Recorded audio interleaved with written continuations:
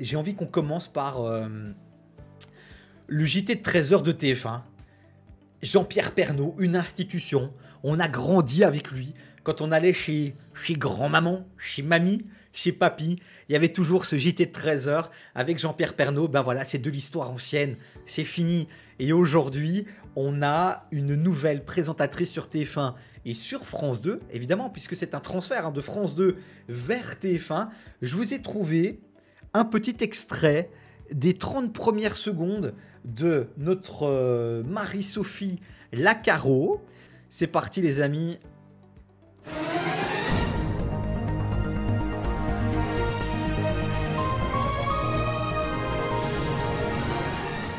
Bonjour et très heureuse de vous accompagner à partir d'aujourd'hui pour vous informer tous les jours de la semaine à 13h. D'ailleurs, tout de suite, au nom de toute l'équipe et de la rédaction, je vous souhaite une très belle année. Et puis j'ai un vœu, oui, j'espère bien tisser au plus vite avec vous ces mêmes liens de complicité et de confiance que vous avez pu faire grandir avec Jean-Pierre Pernaut pendant 33 ans. Voilà pour les premières secondes de Marie-Sophie Lacaro. Certains disent qu'elle est et que c'est dommage en fait qu'elle soit dans la continuité de Jean-Pierre Pernaut avec ce côté région etc. On n'a pas encore su voir vraiment sa patte. Comment est-ce qu'elle va réussir à transformer ce JT à sa sauce? Mais en tout cas, elle était là. Ça reste une présentatrice charismatique. On va pas trop en parler maintenant parce que il faut lui laisser le temps. C'était son premier JT. On va en regarder quelques-uns. On va attendre de voir ce qui se dit. Mais en tout cas, voilà, c'était un événement et il fallait qu'on en parle ce soir. Dans le chat, évidemment. Dans le live et dans le chat. Qu'est-ce qu'on nous dit dans le chat? Il y a Lionel qui me dit « Davy, c'est toi le meilleur. Merci mon Lio, c'est toi le meilleur. Et tu serais vraiment le meilleur si tu rejoignais Twitch là maintenant. Parce que tu es sur Facebook.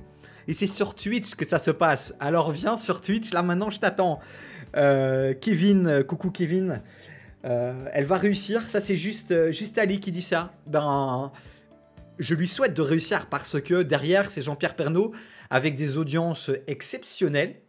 Je ne sais pas si vous le saviez, mais il y avait une rumeur qui avait circulé comme quoi ça devait être Denis Brognard. Denis Brognard qui devait reprendre le 13h de TF1, ça aurait été exceptionnel pour moi. En Belgique, on a eu le cas, je pense, c'était le présentateur de Tout s'explique, qui est devenu, donc qui est une émission un peu d'infotainment, de divertissement, qui est devenu le présentateur du JT. C'était un peu bizarre au début, puis finalement c'était très bien. Ben, Denis Brognard, pourquoi pas? En tout cas, Marie-Sophie Lacaro, une femme, on valide, on apprécie. J'espère qu'elle réussira à prendre la relève comme il se doit, évidemment. J'avoue que je suis plus emballé par lui que par elle. Ouais, et c'est Famille qui dit qu'il est beaucoup plus emballé par Julien Bugier qui a pris la tête du Trésor. Bah tu sais quoi, sans transition mon poulet, je voulais caler aussi. Voilà, c'est parti, on regarde ça.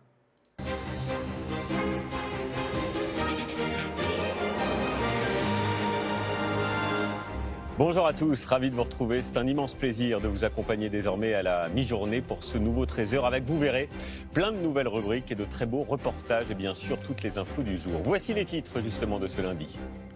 Le gouvernement accélère après la polémique sur le mauvais démarrage de la campagne de vaccination anti-Covid. Il est plutôt beau gosse quand même. Ce matin, les soignants de 50 ans et plus y ont accès alors que la grogne monte chez les élus locaux. Nous les entendrons. La grande inquiétude des patrons de restaurants et de... Bref, voilà pour les quelques secondes avec Julien, une voix bien posée, le gendre idéal, le sourire smile, le beau gosse. Voilà, après Laurent Delahousse, on a Julien. Ça va être une vraie battle à suivre de près et on va suivre ça de près, évidemment, dans ce live sur cette chaîne, puisque je vous le rappelle, 50% du contenu de cette chaîne, c'est de l'actu média, les amis. Donc, régulièrement, on va se la jouer TPMP, on va retourner l'actu média. Alors, j'ai vu, il y avait des commentaires qui passaient. Elle y allait aussi de ces petits commentaires comme JPP. J'ai l'impression qu'elle est plus libre que sur France 2. Alors, c'est vrai que JPP était très connu pour son franc-parler, pour ses petites punchlines. Je vous invite vraiment à aller voir un super reportage que C8 a réalisé. Vous allez voir ça dans les replays sur MyCanal. Vous tapez documentaire, JPP, C8. Vous allez tomber là-dessus. C'est exceptionnel parce qu'on voit vraiment JPP dans les coulisses Et on voit comment il prépare son JT, le fait qu'il n'ait pas de prompteur, etc. C'est intéressant. Et c'est vrai qu'il avait une liberté de ton. Certains disaient qu'il avait été viré justement ou poussé vers la sortie à cause de ça, parce que ça dérangeait parfois les actionnaires. On lui prêtait parfois aussi certains liens, une proximité parfois avec l'extrême droite. Hein, ça allait très très loin. Et donc on l'aurait un peu poussé vers la sortie. Voilà, c'est notre JPP. Et cette liberté, j'espère que Marie-Sophie Lacaro pourra la garder. Mais c'est important, je pense, pour elle, qu'elle puisse se détacher parce que, alors, c'est très sympa de la part de TF1. On a pu voir qu'il y avait vraiment une continuité qui s'est fait vraiment de manière très juste, très polie. Je crois que ça s'est rarement fait, quasi jamais fait en télé, où un ancien animateur passe le témoin de cette manière-là. C'était très très propre, mais je pense que c'est important pour elle qu'elle puisse très très vite aussi casser avec JPP, tout en restant quand même, alors c'est très compliqué ce que je dis, mais c'est un peu bizarre ce que je dis, de casser tout en étant dans la continuité, mais si elle veut très vite marquer les esprits, il faut qu'elle fasse la différence, qu'elle développe son style, comme dit Adriano. Donc voilà les amis pour la première info. Il faut maintenant tout de suite les amis qu'on aille sur le réveillon. Petit tour dans le rétroviseur, petit regard dans le rétroviseur. Le réveillon, c'était du très très lourd. Avec enfin quelques nouveautés du côté de France 2. TF1, ils sont restés sur leur grand bêtisier. Mais du côté de France 2, on a eu un réveillon exceptionnel. Du côté de Versailles, la grande soirée du 31, 5 200 000. 5 200 000 téléspectateurs. C'était incroyable, c'était un vrai pari. Parce que je vous le rappelle, France 2 avait lâché Patrick Sébastien, qui faisait les soirées du 31 avec son plus grand cabaret. On sait que Patrick Sébastien était quelqu'un de très populaire. Il ramenait des gens de toute la France. C'était un pari risqué pour la direction de France 2. Et ben ça a cartonné. Regardez, j'ai été vous choper les audiences. Ce sont les audiences françaises, hein, les amis, mais très souvent, c'est la même chose en Belgique. Regardez, on voit la grande soirée du 31 donc, qui est en tête avec 5 200 000. On a TF1, le grand bêtisier, qui reste quand même sur des très bons scores, hein, 4 300 000. Mais TF1, le 31, doit être number one. Est-ce que TF1, l'année prochaine, va revenir sur un show musical? Peut-être. Peut-être. Même si ça va être très compliqué pour TF1 de venir avec un programme aussi lourd que celui de France 2. Et alors, la surprise pour moi, la surprise, elle vient regarder en 4e position. 4e position au pied du podium, Patrick Sébastien. Le mec se fait virer de France 2. Il arrive à revenir hein, par la fenêtre, par la porte. Voilà, il est là. Il débarque sur C8. Et alors, ce qui est admirable, c'est quand même que le gars, écoutez bien, le gars, il n'était pas en direct. Il n'a pas produit un nouveau spectacle pour le réveillon. Non, le gars, il est revenu avec un spectacle de 2014. 2014, et le mec, il te fait 1 500 000 sur C8, 4e chaîne nationale. Et alors, c'est assez comique parce que j'ai pu voir sur Insta des potos qui étaient branchés sur C8, sur Patrick Sébastien, même des potos de Belgique. Donc, c'est assez fou, puisque je vous le rappelle, C8 maintenant est diffusé en Belgique. Si vous avez Proximus TV notamment, chaîne 26, c'est C8 sur Proximus TV. Donc voilà, votre avis tiens là-dessus sur ce qu'a fait France 2. Mais vous savez quoi, donnez-moi votre avis.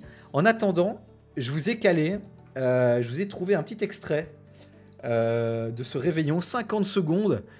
Vous allez voir, c'était juste magnifique, quoi. Beautiful, quoi. Regardez. Hop. Bonsoir à toutes et à tous. Merci Mika pour cette entrée en matière exceptionnelle.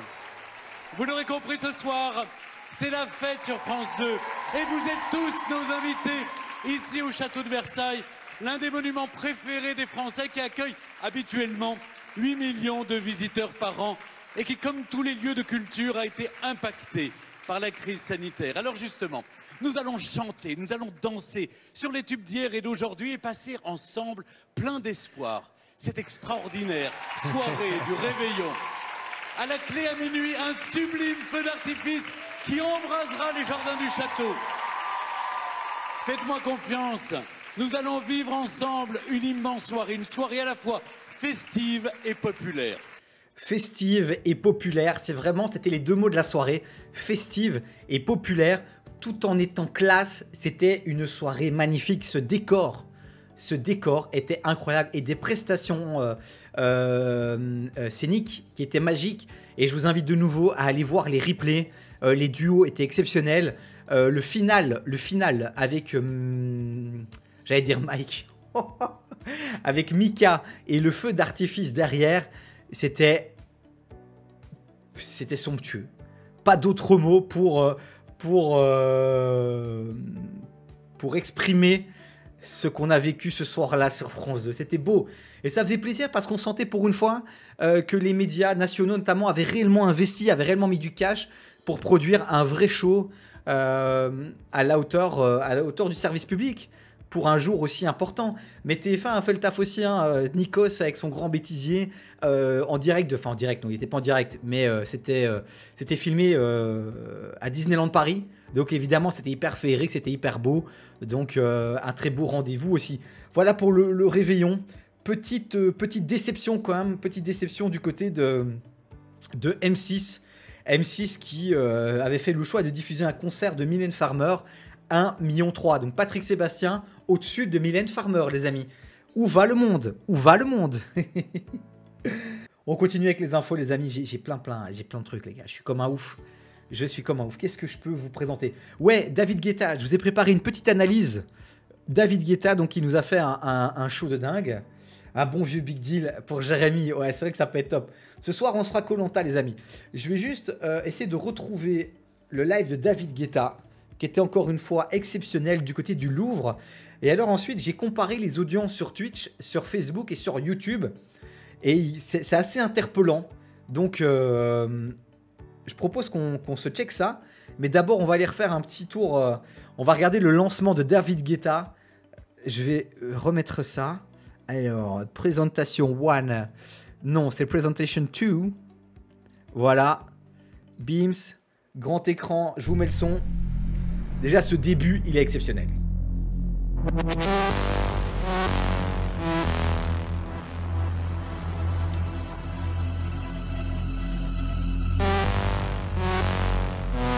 Ah là là là là là là là là.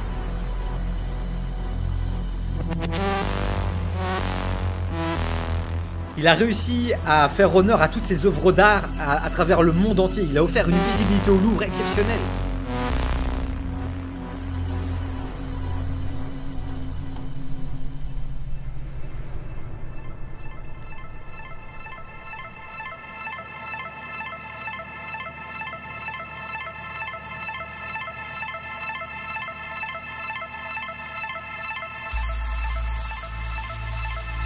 Ouais, lourd David Guetta avec les hologrammes au-dessus et c'était pour la bonne cause, oui effectivement, puisqu'il levait des fonds pour UNICEF. Ouais.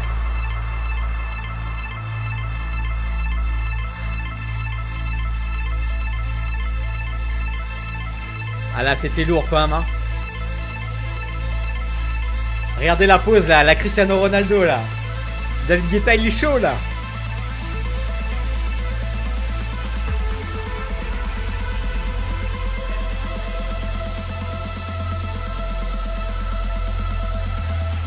Ouais, impressionnant, clairement, Adriano.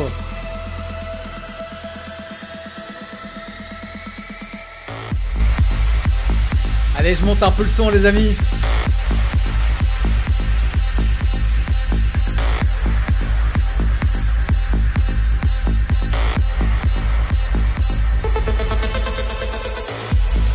Ah là là là là là là là là.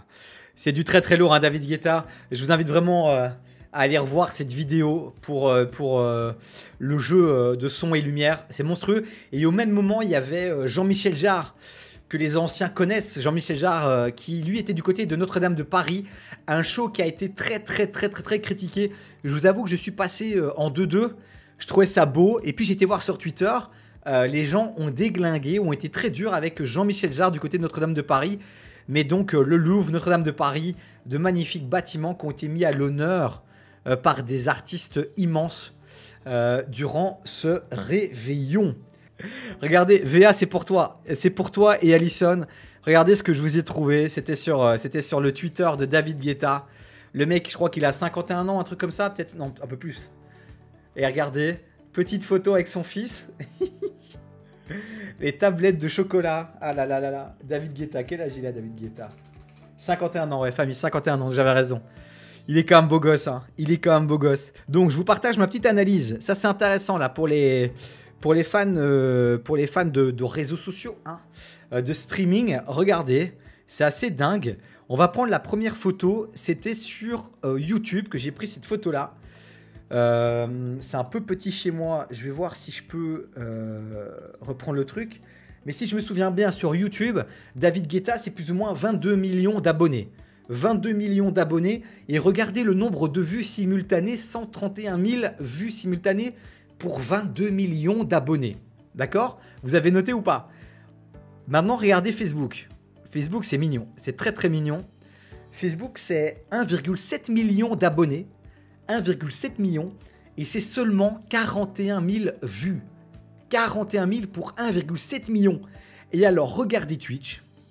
Encore une fois, et ça c'était déjà produit sur le précédent événement, regardez Twitch. Twitch, c'est 14 000 abonnés pour David Guetta.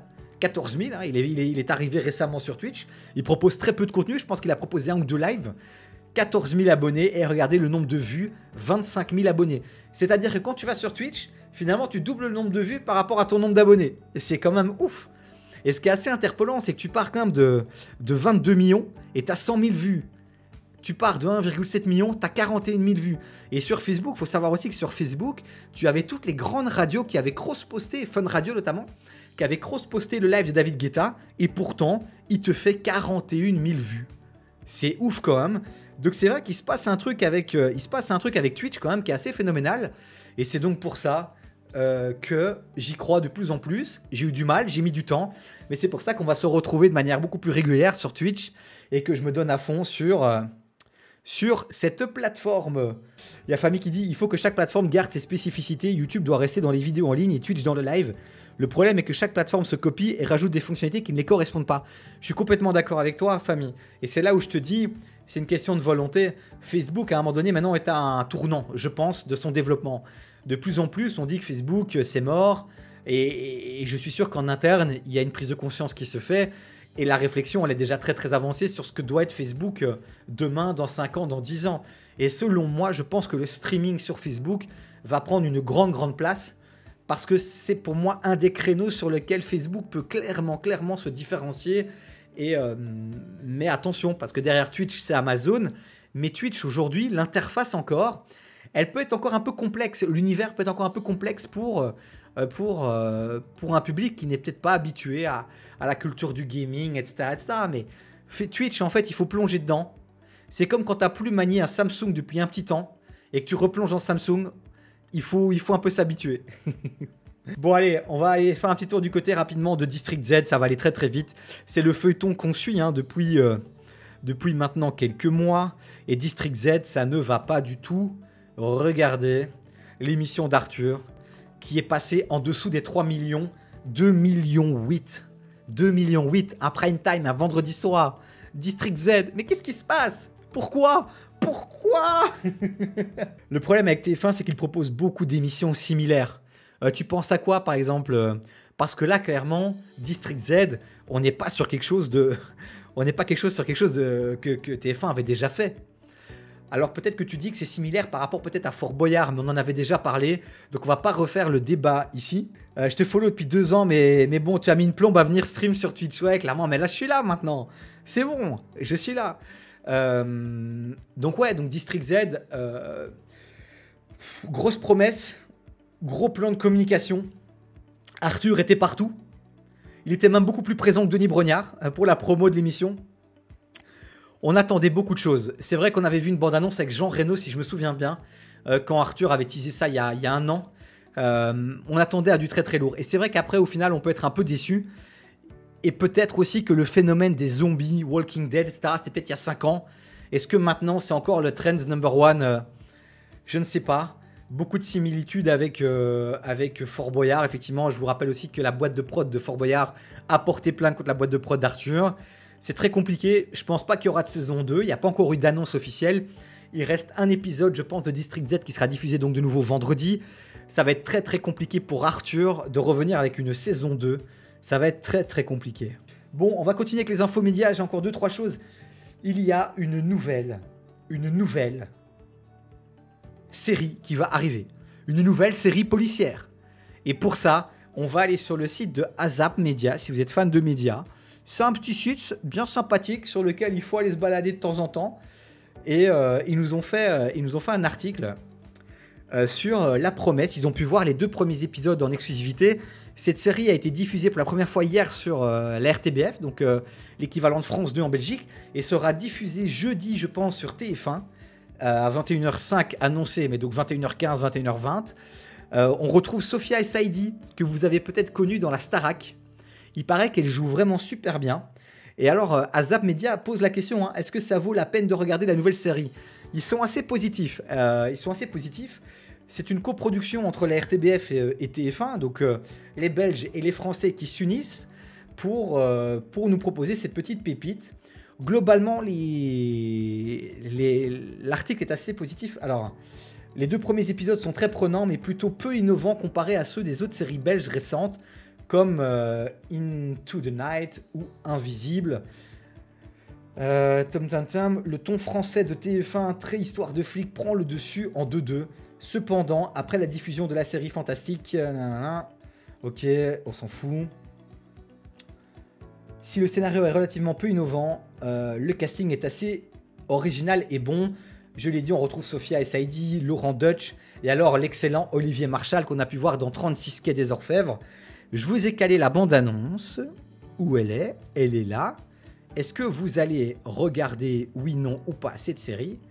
Eh ben, j'attends votre avis. Ces petites filles qui disparaissent, qu'on retrouve jamais, ça fait peur. C'est possible qu'on la retrouve jamais, Charlotte? On va la retrouver. Une gamine qui s'évapore sur une route sans témoin.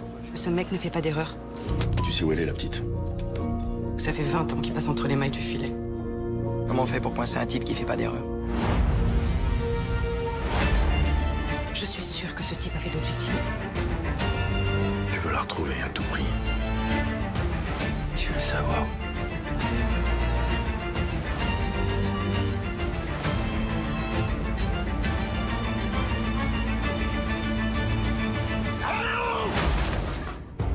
La Promesse, prochainement sur TF1. Et Sophia Essaidi, je la trouve très charismatique. Je la trouve très très belle. J'ai hâte de la voir dans son rôle d'actrice. C'est un peu à la mode, hein. On avait Jennifer aussi qu'on a pu voir sur TF1, qui avait très très bien joué également. Donc ça fait plaisir de la revoir à l'écran en tout cas. Il y a Valentin qui dit « Moi j'étais figurant dans Les Rivières Pourpres avec Olivier Marchal, le gars en or. » Ben voilà, Valentin dans le chat qui a pu rencontrer Olivier Marchal et qui confirme que ce gars est vraiment sympa. Je vous rappelle aussi que ce gars-là était policier et aujourd'hui il joue un policier. C'est ce qui fait, je pense, qu'il est très très juste dans son jeu d'acteur. C'est vraiment top. Il y a Famille qui dit s'il y a bien une série à voir en janvier, c'est Snowpiercer. Avec mon accent anglais, c'est vraiment ridicule. Sur Netflix, l'histoire des derniers humains qui survivent dans un train qui roule à grande vitesse en période glaciaire. Eh ben écoute, merci pour la référence. En parlant de série, les amis, moi je suis tombé sur The Boys, sur Amazon Prime, cette série avec des super-héros. Ben, vous savez quoi, puisqu'on en parle, ben, j'ai qu'à vous montrer, je vous ai calé aussi la bande-annonce. C'est très spécial comme série, c'est un peu dingue. Il faut la regarder, 3e, 4e, 5e degré. Mais honnêtement, tu rentres dans la série, c'est assez dingue. Est-ce que j'ai la bande-annonce? Est-ce qu'elle est proprement bien placée? Elle est là. Vends-moi du rêve, Twitch. Vends-moi du rêve. Oui! C'est sur Amazon Prime. Regardez cette série, c'est de la bombe. La plus grande équipe de super-héros de tous les temps. Les 7. Est-ce que je peux vous renseigner sur autre chose? Je suis pas là pour te balader. Je sais ce qui est arrivé à Robin. T'es pas le seul dans ce cas. Les super font des centaines de victimes tous les ans en purs dommages collatéraux. Je peux pas m'arrêter. Robin! C'est là où les mecs on intervient. On en met une branlée quand ils franchissent la ligne rouge. Oh mon Dieu! Tu peux la gérer, s'il te plaît? Faut vraiment que tu te détendes le fion. Pourquoi vous passez votre temps à vous disputer comme deux pétasses? On a du taf devant nous. Je suis invincible! Abruti de fils de pute! Je suis le plus grand de tous les super-héros. Et j'ai le droit de faire absolument tout ce que je veux. On est sur le point de coincer ces connards. Je me casse! La crème! Qu'est-ce que Melcy devient? Bon, la bande-annonce est un peu longue, donc voilà, j'espère que vous avez eu un avant-goût assez long pour vous donner envie d'aller voir cette série. C'est assez sympa, donc si vous allez la regarder, si vous la démarrez, n'hésitez pas à revenir un soir dans le live et à me donner votre avis dans le chat, comme le fait Fami.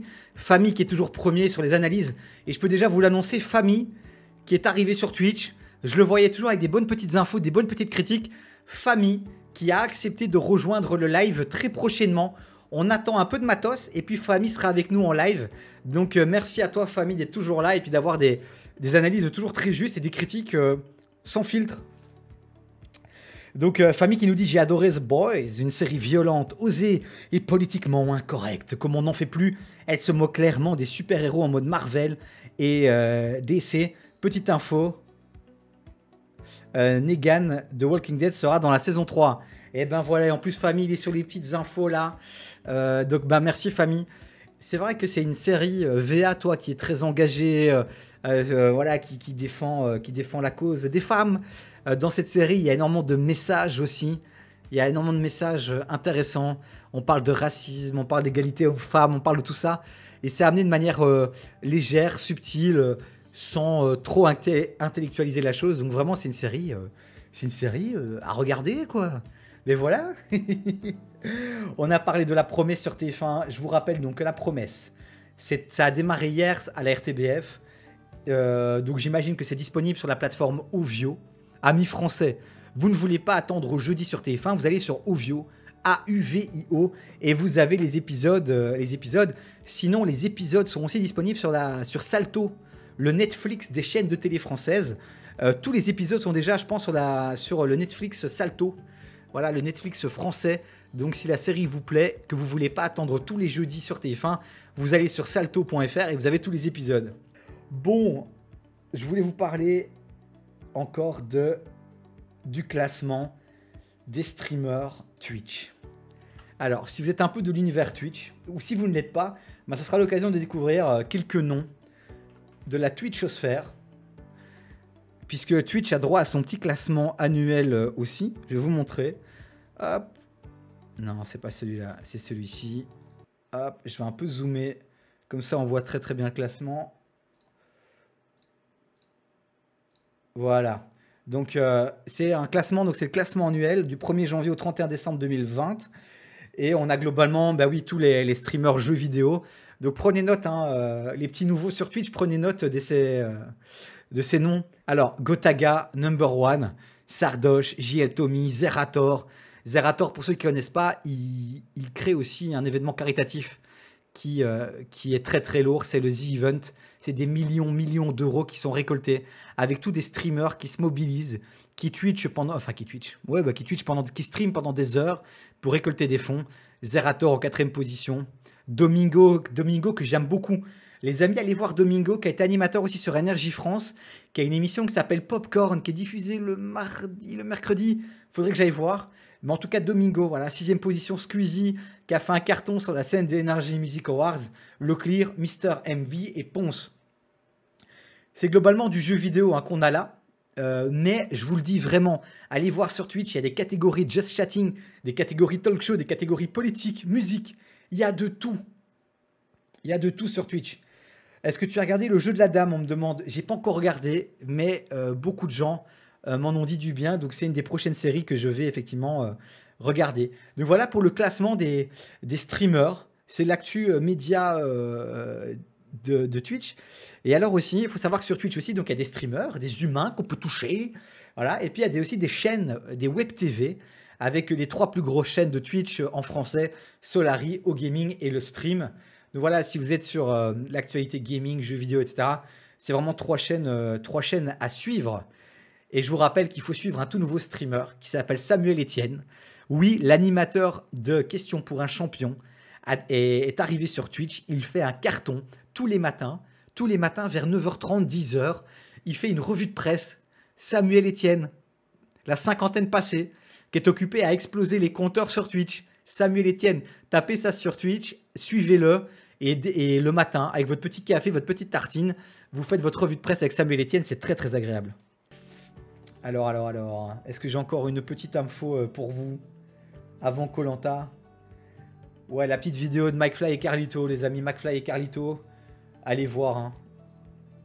Ils sont très très lourds ces gars-là, quand même, y a rien à dire. YouTube, McFly et Carlito. Moi, je les ai découverts récemment, donc je les connaissais de nom, mais j'avais jamais été voir leurs vidéos. Et ces mecs sont fous. Ces mecs sont fous. Hop, je vous montre ça. Donc prenez note pour ceux qui ne connaissaient pas. McFly et Carlito. Ils ont appelé des gens au hasard avec Pierre Ninet. Ils ont même invité un autre Pierre Ninet. Vraiment, ils ont invité un autre Pierre Ninet qui... bref, que des séquences très très sympas. Et alors, ils ont aussi fait une vidéo avec David Guetta qui est très comique. Un David Guetta complètement relâché. Donc, allez voir McFly et Carlito sur YouTube, quoi. Voilà, les amis, on a fait le tour des médias. Je vous fais des gros bisous. Merci d'être de plus en plus nombreux sur cette chaîne. 103 followers. On grimpe petit à petit, les amis. On est sur Twitch, on est ensemble.